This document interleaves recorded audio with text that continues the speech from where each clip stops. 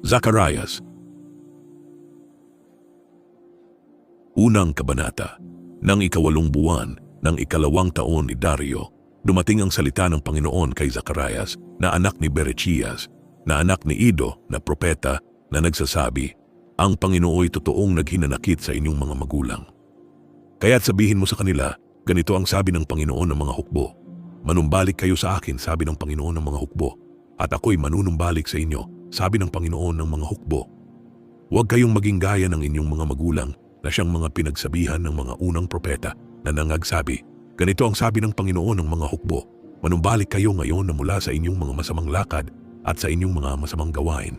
Ngunit hindi nila dininig o pinakinggan man ako, sabi ng Panginoon. Ang inyong mga magulang, saan nangandun sila? At ang mga propeta, nangabubuhay baga sila ng magpakailanman? Ngunit ang aking mga salita at ang aking mga palatuntunan na aking iniutos sa aking mga lingkod na mga propeta, hindi baga nagsiabot sa inyong mga magulang? At sila'y nanumbalik at nangagsabi.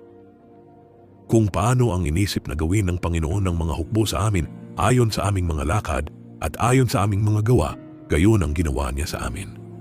Nang ika-24 na araw ng ika-11 buwan, na siyang buwan ng Sebath, ng ika-2 taon ni Dario, dumating ang salita ng Panginoon kay Zacarias, na anak ni Berechias, na anak ni Iddo, na propeta, na nagsasabi, aking nakita sa gabi at narito, ang isang lalaking nakasakay sa isang mapulang kabayo, at siya'y tumayo sa mga puno ng mirto na nasa pinakamababa, at sa likuran niya ay may mga kabayong mapula, alazan at maputi. Nang magkagayoy sinabi, O Panginoon ko, ano ang mga ito? At ang anghel na nakikipag-usap sa akin ay nagsabi sa akin, aking ipakikita sa iyo kung ano-ano ang mga ito. At ang lalaki na nakatayo sa mga puno ng mirto ay sumagot at nagsabi, ang mga ito yaong mga sinugo ng Panginoon na magsilibot sa lupa. At sila'y nagsisagot sa anghel ng Panginoon na nakatayo sa mga puno ng mirto at nagsabi, aming nilibot ang lupa at narito, ang buong lupa ay tahimik at tiwasay. Nang magkagayoy ang anghel ng Panginoon ay sumagot at nagsabi, O Panginoon ng mga hukbo, hanggang kailan mawawalan ka ng habag sa Jerusalem at sa mga bayan ng Juda laban sa iyong mga kinagalitan itong 70 taon? At ang Panginoon ay sumagot sa anghel na nakikipag-usap sa akin ng mga mabuting salita, ng mga salitang pangali. Sa gayoy ang anghel na nakikipag-usap sa akin ay nagsabi sa akin, ikaw ay humiyaw na iyong sabihin, ganito ang sabi ng Panginoon ng mga hukbo, ako'y naninibugho sa Jerusalem at sa Sion ng malaking paninibugho. At ako'y totoong naghihinanakit sa mga bansa ng mga tiwasay, sapagkat ako'y naghihinanakit ng kaunti at sila'y nagsitulong ng pagbubungad ng kadalamhatian. Kaya't ganito ang sabi ng Panginoon, ako'y nagbalik sa Jerusalem na may taglay ng mga pagkahabag. Ang aking bahay ay matatayo roon, sabi ng Panginoon ng mga hukbo, at isang pising panukat ay mauunat sa ibabaw ng Jerusalem. Humiyaw ka pa uli na iyong sabihin, ganito ang sabi ng Panginoon ng mga hukbo, ang aking mga bayan ay sasagana dahil sa pagkasulong at aaliwin pa ng Panginoon ang Sion at pipiliin pa ang Jerusalem. At aking itinanaw ang aking mga mata at aking nakita at narito ang 4 na sungay. At aking sinabi sa anghel na nakikipag-usap sa akin ng mga ito, at siya'y sumagot sa akin, ito ang mga sungay sa nagpangalat sa Juda, sa Israel at sa Jerusalem. At ipinakita sa akin ng Panginoon ang 4 na panday. Nang magkagayoy sinabi ko, ano ang ipinaritong gawin ng mga ito? At siya'y nagsalita na nagsabi, ito ang mga sungay na nagpangalat sa Juda, na ano't walang lalaki na nagtaas ng kaniyang ulo. Ngunit ang mga ito'y naparito upang takutin sila, upang ihulog ang mga sungay ng mga bansa na nagtaas ng kanilang mga sungay laban sa lupain ng Juda upang pangalatin. 2 kabanata. At aking itinanaw ang aking mga mata at aking nakita at narito ang isang lalaki na may panukat na pisi sa kaniyang kamay. Nang magkagayoy sinabi ko, saan ka paroroon? At sinabi niya sa akin, upang sukatin ang Jerusalem, upang tingnan kung gaano ang luwang at kung gaano ang haba. At narito ang anghel na nakikipag-usap sa akin ay umalis at ibang anghel ay lumabas na sumalubong sa kanya.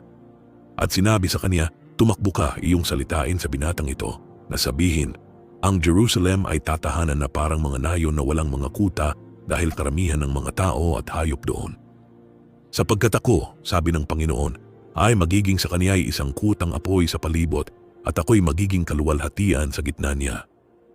Oy, Magsitakas kayo mula sa lupain ng hilagaan, sabi ng Panginoon, sapagkat kayo'y aking pinangalat na parang apat na hangin sa himpapawid, sabi ng Panginoon. Hoy Sion, tumanan ka, ikaw na tumatahan na kasama ng anak na babae ng Babylonia. Sapagkat ganito ang sabi ng Panginoon ng mga hukbo, dahil sa kaluwalhatian ay sinugo niya ako sa mga bansa na nanamsam sa inyo, sapagkat ang humihipo sa inyo ay humihipo sa itim ng kaniyang mata. Sapagkat narito, aking ikukumpas ang aking kamay sa kanila, at sila'y magiging samsam, niyaong nangaglilingkod sa kanila. At inyong malalaman na ang Panginoon ng mga hukbo ang nagsugo sa akin. Ikaw ay umawit at magalak, o anak na babae ng Sion, sapagkat narito, ako'y naparirito, at ako'y tatahan sa gitna mo, sabi ng Panginoon.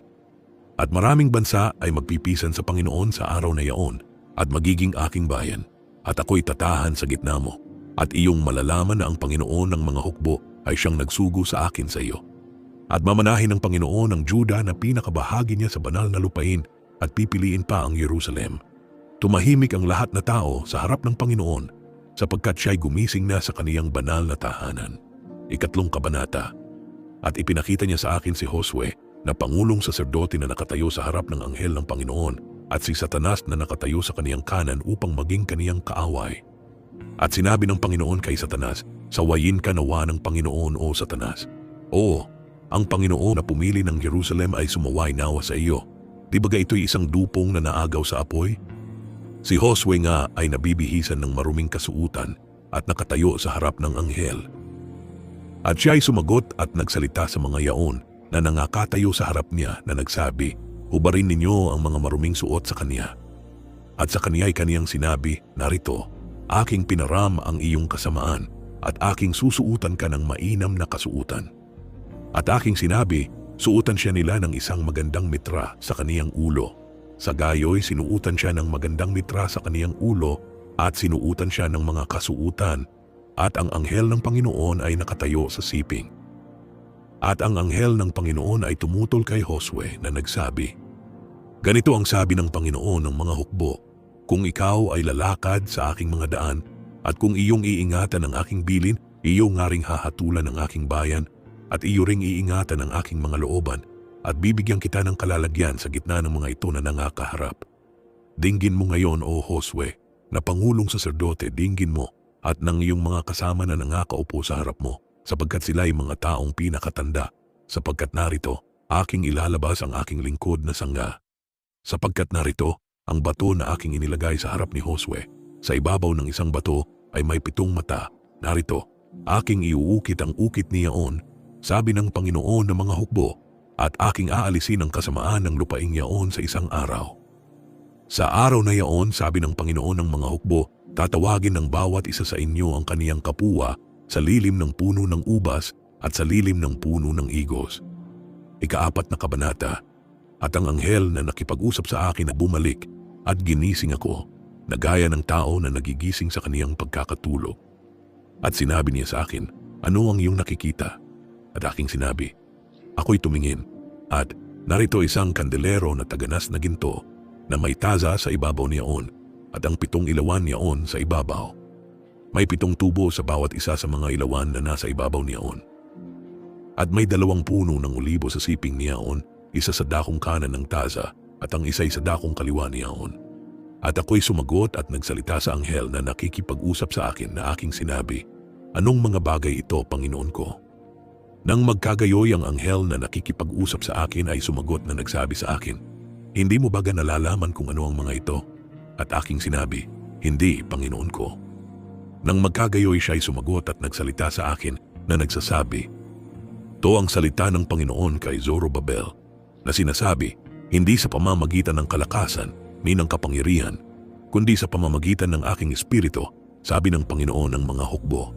Sino ka, o malaking bundok? Sa harap ni Zorobabel ay magiging kapatagan ka at kaniyang ilalabas ang pangulong bato na may hiyawan, biyaya, biyaya sa kaniya. Bukod dito, ang salita ng Panginoon ay dumating sa akin na nagsasabi, ang mga kamay ni Zorobabel ay siyang naglagay ng mga tatagang baon ng bahay na ito. Ang kaniyang mga kamay ay siya ring tatapos at iyong malalaman na ang Panginoon ng mga hukbo ay siyang nagsugo sa akin sa inyo. Sapagkat sinong nagsihamak sa araw ng maliliit na bagay, sapagkat ang 7 ito ay mga gagalak at makikita nila ang pabatong tingga sa kamay ni Zorobabel. Ang mga ito'y mga mata ng Panginoon na nangagpaparoot parito sa buong lupa. Nang magkagayoy sumagot ako at nagsabi sa kaniya, ano itong 2 puno ng olibo sa dakong kanan kandelero at sa dakong kaliwa? At ako'y sumagot na ikalawa at nagsabi sa kaniya, ano ang 2 sangang olibong ito na nasa siping ng 2 gintong padaluyan na dinadaluyan ng langis na ginintuan? At siya'y sumagot sa akin at nagsabi, hindi mo baga nalalaman kung ano ang mga ito? At aking sinabi, hindi, Panginoon ko. Nang magkagayoy sinabi niya, ito ang 2 anak na pinahiran ng langis na nakatayo sa siping ng Panginoon ng buong lupa. 5 kabanata. Nang magkagayoy itinanaw ko uli ang aking mga mata at aking nakita at narito isang lumilipad na balumbon. At sinabi niya sa akin, ano ang iyong nakikita? At ako'y sumagot, aking nakikita'y isang lumilipad na balumbon. Ang haba niyaon ay 20 siko at ang luwang niyaon ay 10 siko. Nang magkagayoy sinabi niya sa akin, ito ang sumpa na lumalabas sa ibabaw ng buong lupain, sapagkat ang bawat nagnanakaw ay mahihiwalay sa isang dako ayon doon, at bawat manunumpa ay mahihiwalay sa kabilang dako ayon doon. Aking ilalabas yaon, sabi ng Panginoon ng mga hukbo, at papasok sa bahay ng magnanakaw at sa bahay niyaong nanunumpa ng kasinungalingan sa pangalan ko, at tatahan sa gitna ng bahay niya at pupugnawin 10 ng mga kahoy niyaon at mga bato niyaon. Nang magkagayoy ang anghel na nakikipag-usap sa akin ay lumabas at nagsabi sa akin, itanaw mo ngayon ang iyong mga mata at tingnan mo kung ano ito na lumalabas. At aking sinabi, ano yaon? At kaniyang sinabi, ito ang efa na lumalabas. Sinabi niya bukod dito, ito ang kawangis nila sa buong lupain at narito itinaas ang 1 talentong tingga at ito'y isang babae na nauupo sa gitna ng efa. At kaniyang sinabi, ito ang kasamaan at kaniyang inihagis sa loob ng gitna ng efa at kaniyang inihagis ang panimbang na tingga sa bungangan niyaon. Nang magkagayoy itinanaw ko ang aking mga mata at aking nakita at narito, lumabas ang 2 babae at may dalang hangin sa kanilang mga pakpak. Sila nga'y may mga pakpak na gaya ng mga pakpak ng tagak at kanilang itinaas ang efa sa pagitan ng lupa at ng langit. Nang magkagayoy sinabi ko sa anghel na nakikipag-usap sa akin, saan dinadala ng mga ito ang efa? At sinabi niya sa akin, upang ipagtayo siya ng bahay sa lupain ng Shinar, at pagka nahanda na, siya'y malalagay roon sa kaniyang sariling dako. 6 na kabanata. At itinanaw ko uli ang aking mga mata at aking nakita at narito, lumabas ang 4 na karo mula sa pagitan ng 2 bundok at ang mga bundok ay mga bundok na tanso. Sa unang karo ay may mga kabayong mapula at sa 2 karo ay mga kabayong maitim. At sa 3 karo ay may mga kabayong maputi at sa 4 na karo ay mga kabayong kulay abo. Nang magkagayoy ako'y sumagot at sinabi ko sa anghel na nakikipag-usap sa akin, ano ang mga ito, Panginoon ko? At ang anghel ay sumagot at nagsabi sa akin, ito ang 4 na hangin sa himpapawid na lumalabas na pinakasugo mula sa harapan ng Panginoon ng buong lupa. Ang karo na kinasisingkawan ng mga kabayong maitim ay lumalabas sa dakong lupaing hilagaan at ang sa mga maputi ay lumabas na kasunod ng mga yaon at ang mga kulay abo ay nagsilabas sa dakong lupaing timugan. At ang mga malakas ay nagsilabas at nangagpumilit na yumaon upang malibot ang lupa at kaniyang sinabi, kayo'y magsiyaon at magparoot parito sa buong lupa. Sa gayoy sila'y nangagparoot parito sa buong lupa. Nang magkagayoy hiniyawan niya ako at nagsalita sa akin na nagsasabi, narito, silang nagsiparito sa dakong lupaing hilagaan ay nagpatahimik sa aking diwa sa lupaing hilagaan.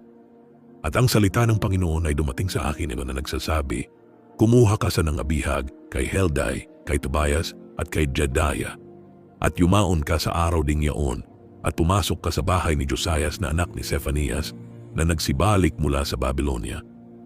Oo, kumuha ka sa kanila ng pilak at ginto at gawin mong mga putong at mga iputong mo sa ulo ni Josue na anak ni Josadak na pangulong saserdote. At salitain mo sa kaniya na sabihin, ganito ang salita ng Panginoon ng mga hukbo na nagsasabi, narito ang lalaki na ang pangalay sanga at siya'y sisibol sa kaniyang dako at itatayo niya ang templo ng Panginoon. Sa makatuwid bagay kaniyang itatayo ang templo ng Panginoon at siya'y magtataglay ng kaluwalhatian at mauupo at magpupuno sa kaniyang luklukan at siya'y magiging saserdote sa kaniyang luklukan at ang payo ng kapayapaan ay mapapasa pagitan nila kapwa. At ang mga putong ay magiging pinakaalaala sa templo ng Panginoon kay Helem at kay Tobias at kay Jedaiah at kay Hen na anak ni Zephanias. At silang na nga sa malayo ay magsisiparito at manggagtatayo sa loob ng templo ng Panginoon, at inyong malalaman na ang Panginoon ng mga hukbo ay siyang nagsugo sa akin sa inyo. At ito'y mangyayari kung inyong tatalimahing masikap ang tinig ng Panginoon ninyong Diyos. Ikapitong kabanata. At nangyari, nang ika-4 na taon ng haring si Dario, na ang salita ng Panginoon ay dumating kay Zacarias nang ika-4 na araw ng ika-9 na buwan sa makatuwid bagay sa Chislev. Sinugungan ng mga taga Bethel si Sarezer at si Regem-melech at ang kanilang mga lalaki upang hilingin ang lingap ng Panginoon at upang magsalita sa mga saserdote ng bahay ng Panginoon ng mga hukbo at sa mga propeta na sabihin, iiyak baga ako sa ika-5 buwan na ako'y hihiwalay gaya ng aking ginawa nitong maraming taon? Nang magkagayoy dumating ang salita ng Panginoon ng mga hukbo sa akin na nagsasabi, salitain mo sa lahat ng tao ng lupain at sa mga saserdote na iyong sabihin, nang kayo'y magayuno at tumangis ng ika-5 at ika-7 buwan, nitong ang 70 taon, kayo bagay nagayunong lubos sa akin para sa akin? At pagka kayo'y nagsisikain, at pagka kayo'y nagsisiinom, di baga kayo'y nagsisikain sa ganang inyong sarili at nagsisiinom sa ganang inyong sarili? Di baga ninyo dapat dinggin ang mga salita na isinigaw ng Panginoon sa pamamagitan ng mga unang propeta, nang ang Jerusalem ay tinatahanan at nasa kaginhawaan, at ang mga bayan niyaon na nangasa palibot niya, at ang timugan, at ang mababang lupain ay tinatahanan? At ang salita ng Panginoon ay dumating kay Zacarias na nagsasabi, ganito ang sinalita ng Panginoon ng mga hukbo na nagsasabi, mangaglapat kayo ng tunay na kahatulan at magpakita ng kaawaan at ng kahabagan ng bawat isa sa kaniyang kapatid. At huwag ninyong pighatiin ang babaeng bao, ni ang ulilaman, ang taga-ibang lupa, ni ang dukhaman. At sino man sa inyo ay huwag mag-isip ng kasamaan sa inyong puso laban sa kaniyang kapatid. Ngunit kanilang tinanggihang dinggin at kanilang iniurong ang balikat at nagtakip ng pakinig upang huwag nilang marinig. Kanilang ginawa na parang batong diamante ang kanilang puso upang huwag magsidinig ng kautusan at ng mga salita na ipinasugo ng Panginoon ng mga hukbo sa pamamagitan ng kaniyang espiritu ng mga unang propeta. Kaya't dumating ang malaking puot na mula sa Panginoon ng mga hukbo. At nangyari na kung paanong siya'y sumigaw at hindi nila dininig, ay gayon sila sisigaw at hindi ko didinggin, sabi ng Panginoon ng mga hukbo, kundi aking pangangalatin sila sa pamamagitan ng ipo-ipo sa gitna ng lahat na bansa na hindi nila nakilala. Ganito nasira ang lupain pagkatapos nila na anupat walang tao na nagdadaan o nagbabalik sapagkat kanilang inihandusay nasira ang kaaya-ayang lupain. Ika-8 kabanata. At ang salita ng Panginoon ng mga hukbo ay dumating sa akin na nagsasabi, ganito ang sabi ng Panginoon ng mga hukbo, ako'y may paninibugho sa Sion ng malaking paninibugho, at ako'y may paninibugho sa kaniya ng malaking puot. Ganito ang sabi ng Panginoon, ako'y nagbalik sa Sion, at tatahan ako sa gitna ng Jerusalem, at ang Jerusalem ay tatawagin bayan ng katotohanan, at ang bundok ng Panginoon ng mga hukbo, ang banal na bundok. Ganito ang sabi ng Panginoon ng mga hukbo, tatahanan pa ng mga matandang lalaki at babae ang mga lansangan ng Jerusalem, bawat tao na may kaniyang tungkod sa kaniyang kamay dahil sa totoong katandaan. At ang mga lansangan ng bayan ay mapupuno ng mga batang lalaki at babae na naglalaro sa mga lansangan niyaon. Ganito ang sabi ng Panginoon ng mga hukbo, kung maging kagila-gilala sa mga mata ng nalabi sa bayang ito sa mga araw na iyon, magiging kagila-gilalas din naman baga sa aking mga mata? Sabi ng Panginoon ng mga hukbo. Ganito ang sabi ng Panginoon ng mga hukbo, narito, aking ililigtas ang aking bayan sa lupaing silanganan at sa lupaing kalunuran. At aking dadalhin sila at sila'y magsisitahan sa gitna ng Jerusalem. At sila'y magiging aking bayan at ako'y magiging kanilang Diyos sa katotohanan at sa katuwiran. Ganito ang sabi ng Panginoon ng mga hukbo, inyong palakasin ang inyong mga kamay, ninyong nangakakarinig sa mga araw na ito ng mga salitang ito sa bibig ng mga propeta, mula ng araw na ilagay ang tatagang baon sa bahay ng Panginoon ng mga hukbo sa templo upang matayo.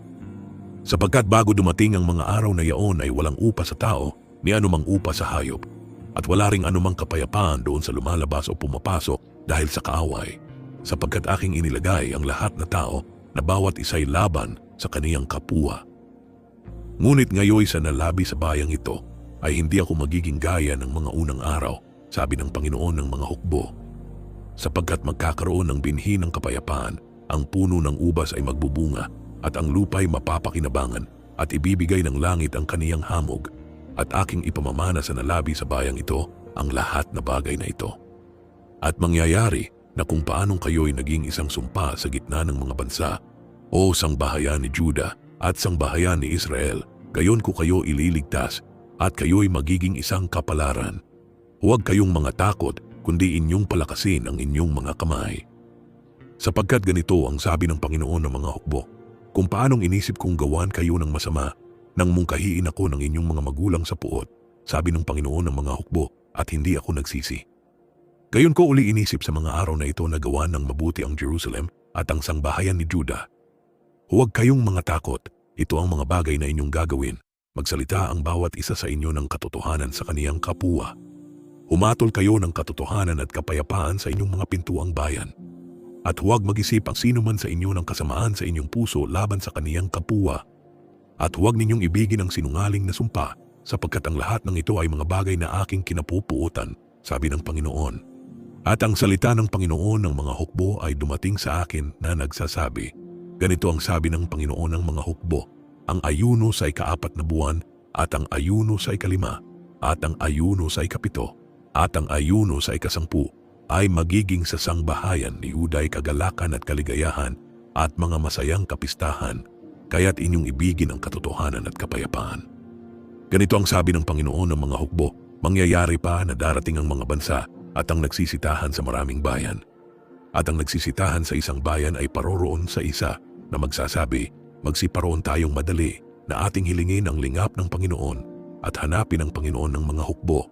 Ako man ay paroroon. O, maraming bansa at mga matibay na bansa ay magsisiparoon upang hanapin ang Panginoon ng mga hukbo sa Jerusalem at hilingin ang lingap ng Panginoon. Ganito ang sabi ng Panginoon ng mga hukbo, sa mga araw na yao'y mangyayari na 10 lalaki sa lahat ng wika sa mga bansa ay magtatanganan.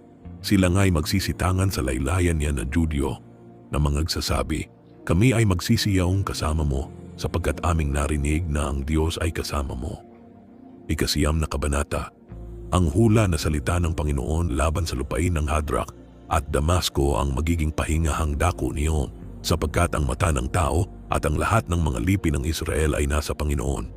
At gayon din sa Hamath na kahangganan nito sa Tiro at Sidon sapagkat sila ay totoong pantas. At ang Tiro ay nagtayo ng katibayan at nagbunton ng pilak na parang alabok at ng mainam na ginto na parang putik sa mga lansangan. Narito, aalisan siya ng Panginoon at kaniyang sisirain sa dagat ang kapangyarihan niya at siya'y lalamunin ng apoy. Makikita ng Ascalon at matatakot, ng Gaza rin at mamamanglaw na mainam at ng Ekron sapagkat ang kaniyang pag-asa ay mapapahiya at ang hari ay mamamatay sa Gaza at ang Ascalon ay hindi tatahanan. At isang anak sa ligaw ay tatahan sa Asdod at aking puputulin ang kapalaluan ng mga Filisteo. At aking aalisin ang kaniyang dugo sa kaniyang bibig at ang kaniyang mga kasuklam-suklam sa pagitan ng kaniyang mga ngipin at siya na may maiiwan para sa ating Diyos. At siya'y magiging gaya ng pangulo sa Juda at ang Ekron ay gaya ng Jebuseo. At ako'y magtitirik ng kampamento sa palibot ng aking bahay laban sa hukbo na walang makadadaan ni makababalik at walang mamimighati na daraan pa sa mga yaon sapagkat ngayo'y tumingin ako ng aking mga mata. Magalak kang mainam, o anak na babae ng Sion. Humiyaw ka, o anak na babae ng Jerusalem. Narito, ang iyong hari ay naparirito sa iyo. Siya'y ganap at may pagliligtas, mapagmababa at nakasakay sa isang asno, sa isang batang asno na anak ng asnong babae. At aking ihihiwalay ang karo mula sa Ephraim, at ang kabayo'y mula sa Jerusalem, at ang mga busog na pangbaka ay mapuputol, at siya'y magsasalita ng kapayapaan sa mga bansa, at ang kaniyang kapangyarihan ay magiging sa dagat, at mula sa ilog hanggang sa mga wakas ng lupa. Tungkol sa iyo naman, dahil sa dugo ng iyong tipan ay aking pinalabas ang iyong mga bilanggo sa hukay na walang tubig. Mangagbalik kayo sa katibayan, kayong mga bilanggo na may pag-asa, ngayoy aking inihahayag na aking igagawad sa inyo na makalawa. Sapagkat aking binaluktot ang Juda para sa akin, aking inakmaan ang Ephraim ng busog, at aking gigisingin ang iyong mga anak, O Sion, laban sa iyong mga anak. o Grisha, at gagawin kitang parang tabak ng makapangyarihang lalaki. At ang Panginooy makikita sa itaas nila at lalabas ang kaniyang pana na parang kidlat, at ang Panginoong Diyos ay hihihip ng pakakak at yayaon na kasama ng mga ipo-ipo sa timugan. Ipagsasanggalang sila ng Panginoon ng mga hukbo at sila'y mga nanakmal at kanilang yayapakan ang mga batong panghilagpos at sila'y magsisiinom at mga giingay na gaya ng sa alak at sila'y mga pupunong parang mga taza, parang mga sulok ng dambana. At ililigtas sila ng Panginoon nilang Diyos sa araw na yaon na gaya ng kawan ng kaniyang bayan, sapagkat magiging gaya ng mga bato ng isang putong na nataas sa mataas sa kaniyang lupain. Sapagkat pagkalaki ng kaniyang kabutihan at pagkalaki ng kaniyang kagandahan, pagiginhawahin ng trigo ang mga binata at ng bagong alak ang mga dalaga. 10 kabanata. Hingin ninyo sa Panginoon ang ulan sa kapanahunan ng huling ulan, sa Panginoon na nagpapakidlat, at kaniyang bibigyan sila ng ulan at ang bawat isa'y ng damo sa parang. Sapagkat ang mga teraf ay nagsalita ng walang kabuluhan at ang mga manghuhula ay nangakakita ng isang kabulaanan. At sila'y nangagsaysay ng mga kabulaanang panaginip. Sila'y nagsisialiw ng walang kabuluhan, kaya't sila'y nagsisiyaon ng kanilang lakad na parang mga tupa. Sila'y nadadalamhati sapagkat walang pastor. Ang aking galit ay nagalab laban sa mga pastor at aking parurusahan ng mga lalaking kambing. Sapagkat dinalaw ng Panginoon ng mga hukbo ang kaniyang kawan na sangbahayan ni Juda at kaniyang gagawin silang parang magilas na kabayo sa pagbabaka. Sa kaniya lalabas ang batong panulok, sa kaniya ang pako, sa kaniya ang busog na pangbaka, sa kaniya ang bawat pinuno na magkakasama. At sila'y magiging parang mga makapangyarihang lalaki na yayapakan nila ang kanilang mga kaaway sa putik sa mga lansangan sa pagbabaka, at sila'y magsisilaban sapagkat ang Panginoon ay sumasa kanila at ang mga ngabayo ay mga tutulig. At aking palalakasin ang sangbahayan ni Juda at aking ililigtas ang sangbahayan ni Jose at aking ibabalik sila uli sapagkat ako'y naawa sa kanila at sila'y magiging parang hindi ko itinakuwil sapagkat ako ang Panginoon nilang Diyos at aking didinggin sila. At ang mga sa Ephraim ay magiging parang makapangyarihang lalaki at ang kanilang puso ay mga gagalak na gaya ng sa alak. Oo, ito'y makikita ng kanilang mga anak at mga gagalak. Ang kanilang puso ay masasayahan sa Panginoon. Aking susutsutan sila at sila'y pipisanin, sapagkat aking tinubos sila at sila'y magsisidami ng gaya ng kanilang dinami. Alaking pangangalatin sila sa gitna ng mga bansa at aalalahanin nila ako sa mga malayong lupain at sila'y nagsisitahang kasama ng kanilang mga anak at magsisipagbalik. Aking dadalhin uli sila mula sa lupain ng Ehipto at pipisanin sila mula sa Assyria at aking dadalhin sila sa lupain ng Galaad at Libano at walang dakong masusumpungan para sa kanila. At siya'y magdadaan ng dagat ng kadalamhatian at hahawiin ang mga alon sa dagat at ang lahat ng kalaliman sa Nilo ay matutuyo at ang kapalaluan ng Assyria ay mababagsak at ang setro ng Ehipto ay mawawala. At aking palalakasin sila sa Panginoon at sila ay magsisilakad na paitaas at paibaba sa kaniyang pangalan, sabi ng Panginoon. 11 na kabanata. Ibukas mo ang iyong mga pinto o Libano upang supukin ng apoy ang iyong mga sedro. Manambitan ka o puno ng abeto sapagkat ang sedro ay nabuwal, sapagkat ang mga mabuti ay nabuwal. Magsipanambitan kayo o mga ensina sa Basan sapagkat ang matibay na gubat ay nasira. Ang isang hugong ng panambitan ng mga pastor sapagkat ang kanilang kaluwalhatian ay nasira. Ang isang hugong ng ungal ng mga batang leon sapagkat ang kapalaluan ng Jordan ay nasira. Ganito ang sabi ng Panginoon kong Diyos, pakanin mo ang kawan na papatayin, ng mga pinapatay ng mga mayari at hindi mga inaaring may sala. At silang nangagbibili ng mga yaon ay nangagsasabi, purihin ang Panginoon sapagkat ako'y mayaman. At ang kanilang sariling mga pastor ay hindi nangaawa sa mga yaon. Sapagkat hindi na ako maaawa sa nagsisitahan sa lupain, sabi ng Panginoon, kundi narito aking ibibigay ang bawat isa ng mga tao sa kamay ng kaniyang kapuwa at sa kamay ng kaniyang hari, at kanilang ipapahamak ang lupain, at mula sa kanilang kamay ay di ko ililigtas sila. Sa gayoy aking pinapanginain ang kawan na papatayin, katotohanang kaawa-awang kawan. At nagdala ako ng 2 tungkod, ang isa'y tinawag kong maganda, at ang isa'y tinawag kong mga panali, at aking pinapanginain ang kawan. At aking inihiwalay ang 3 pastor sa isang buwan, sapagkat ang aking kaluluwa ay nagsawa sa kanila at sila'y nayamot sa akin. Nang magkagayoy sinabi ko, hindi ko napapanginginainin kayo, ang namamatay ay mamatay, at ang nahihiwalay ay mahiwalay, at ang mga iwan ay mga kainan ng laman ng isa't isa.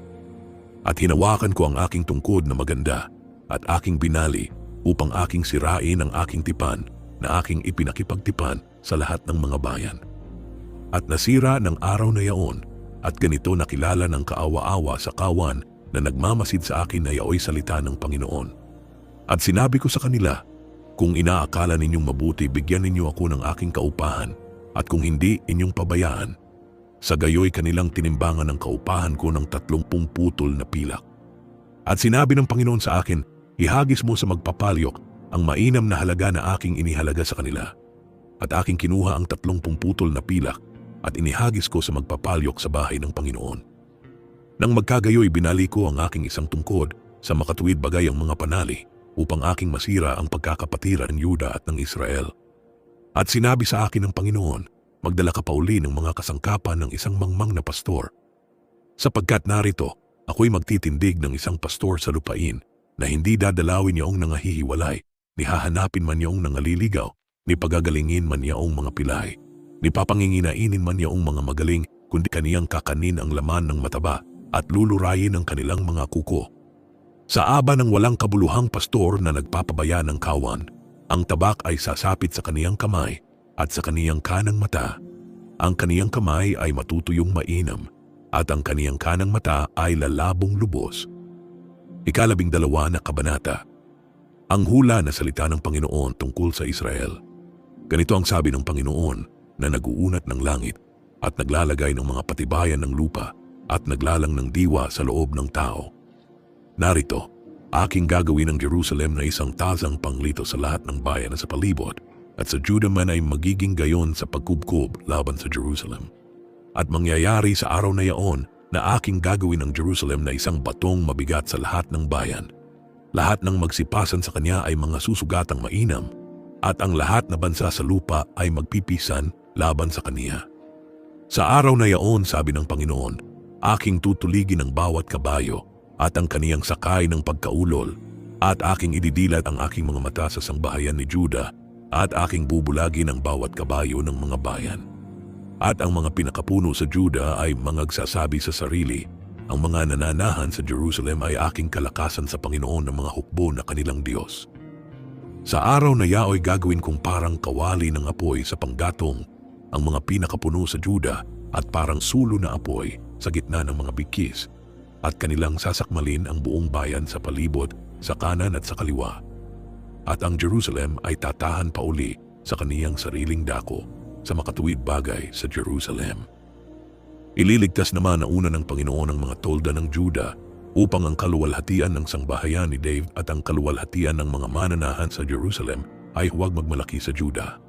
Sa araw na yaon ay ipagsasanggalang ng Panginoon ang mga mananahan sa Jerusalem, at siyang mahina sa kanila sa araw na yaon ay magiging gaya ni David, at ang sangbahayan ni David ay magiging parang Diyos, parang anghel ng Panginoon sa harap nila. At mangyayari sa araw na yaon na aking pagsisikapang gibain ang lahat na bansa na naparoroon laban sa Jerusalem.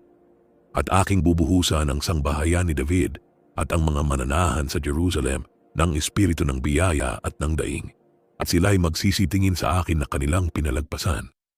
At kanilang tatangisan siya na gaya ng pagtangis sa bugtong na anak, at magiging kapanglawan sa kaniya na parang kapanglawan sa kaniyang panganay.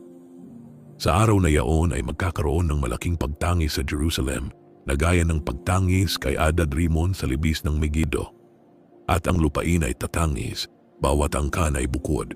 Ang angkan ng sangbahayan ni David ay bukod, at ang kanilang mga asawa ay bukod. Ang angkan ng sangbahayan ni Nathan ay bukod, at ang kanilang mga asawa ay bukod.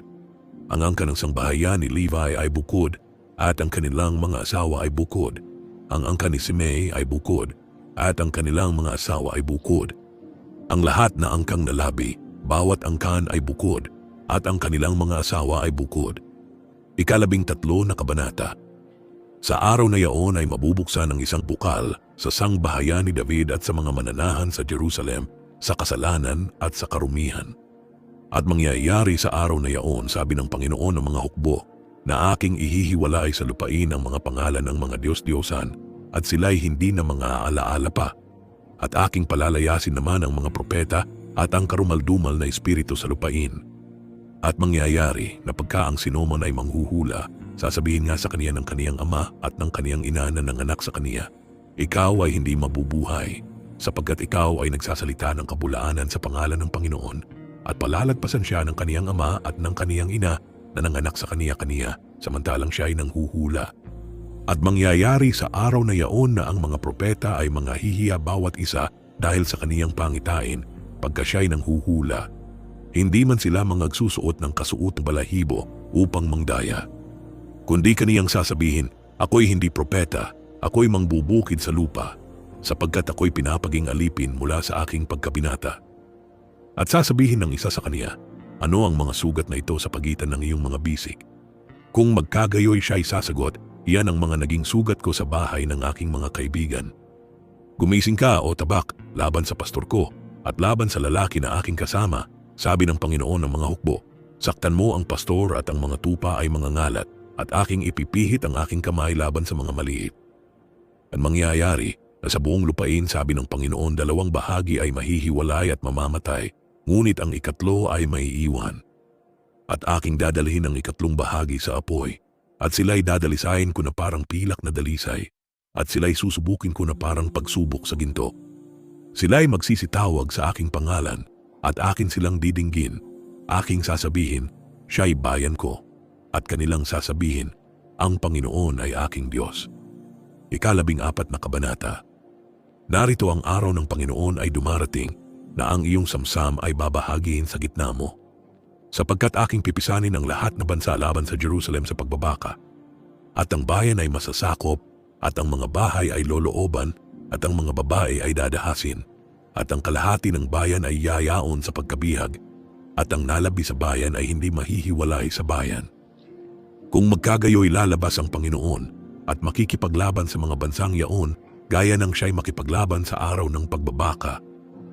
At ang kaniyang mga paa ay magsisitayo sa araw na yaon sa bundok ng mga olivo na nasa tapat ng Jerusalem sa dakong silanganan, at ang bundok ng mga olivo ay mahahati sa gitna niya sa dakong silanganan at sa dakong kalunuran, at magiging totoong malaking libis, at ang kalahati ng bundok ay malilipat sa dakong hilagaan, at ang kalahati ay sa dakong timugan. At kayo'y magsisitaka sa libis ng aking mga bundok, sapagkat ang libis ng mga bundok ay magsisiabot hanggang sa Azel. Oo, kayo'y magsisitakas gaya ng kayo'y tumakas mula sa lindol ng mga kaarawan ni Uzias na hari sa Juda, at ang Panginoon kong Diyos ay darating, at ang lahat na banal na kasama niya. At mangyayari sa araw na yaon na hindi magkakaroon ng liwanag, at ang mga nagniningning ay uurong.